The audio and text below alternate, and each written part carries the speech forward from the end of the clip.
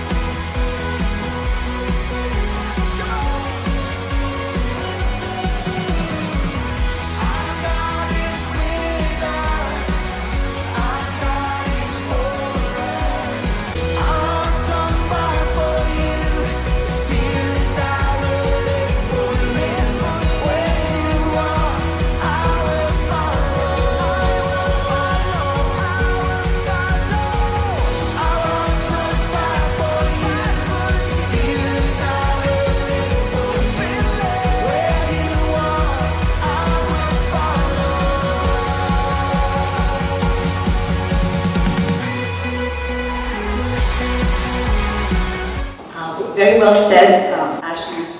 Definitely that's introducing the disability ministry. And what I would like to say, at least somehow when I prepared these slides, was supposed to be for our church. Today it's our church back in LA Mission Conference. So, but I was kind of debating, just kind of, the Lord just, I think it was Friday or something, just gave me a time that, okay, I think you have to go to Arizona. Yeah. So I was like, I found someone to share at our church around 3 o'clock to 5. I said, if I can be here, I think I'm glad I came. So, and also we're looking for volunteers too. So, but anyway, I think what I would like to share is, again, I think the Lord just really took it to the, talking about the next level beyond what I can imagine or think. And definitely, All Nations, I would say this is one place that kind of gave birth to this ministry.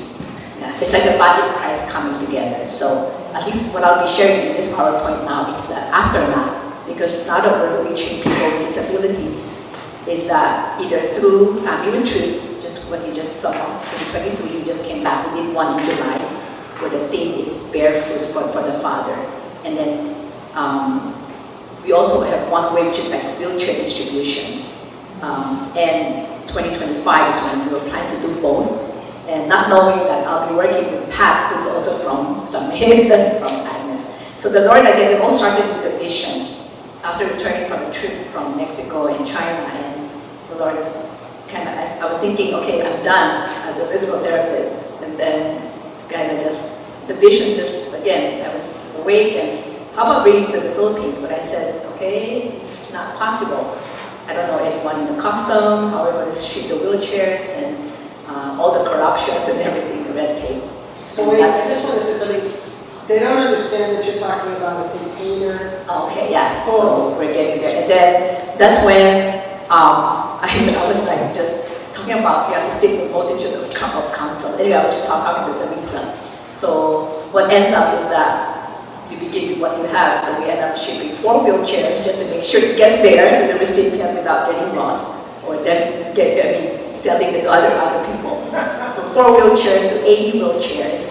What was really neat with the 80 wheelchairs was that I was like, Lord, how do you want me to even fund this 80 wheelchairs? I can only do so much in terms of funding. And then, because I'm not, someone says, then you're like a mom and pop ministry. We're not like a big ministry. But then, again, I think one thing I learned about All Nations, also from Agnes, is like just being able to hear voice and be able to see the need and just flow with it. And then whatever He allows you to see, and one thing I know that He will provide, He will make the provisions. It's like when God leads, He provides, right?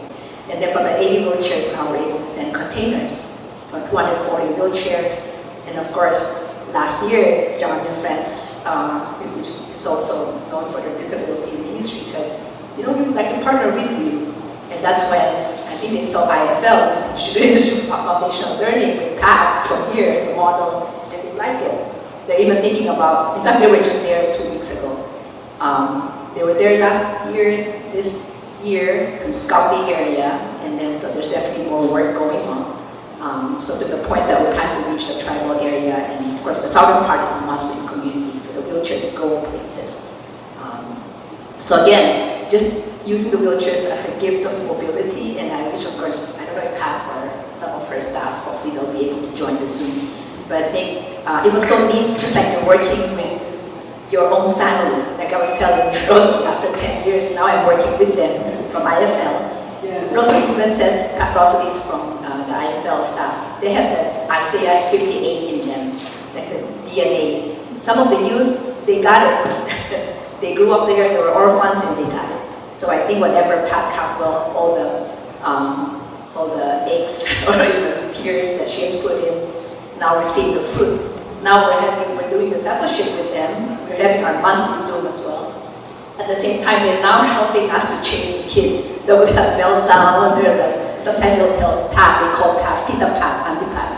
We're so tired, but they really enjoy it. They just realize, even though they have their own story, but just seeing the kids, definitely, really just, I mean, I talk about it really enlarges their heart, and yeah, just, I also have to tell them, someone would say, you know, but I just felt like they needed to be saved, and of course, recent July, talking about hearing the voices, we even did the baptism, so that's our first time. We did the baptism with the youth last year, and then this year we were able to have almost 22 baptisms with families and siblings of families affected by disability. Just to remind them again, they were created in God's image, and to be able to welcome them. Now they have a church that they can go to, which is IFL, Institute for Foundation Learning.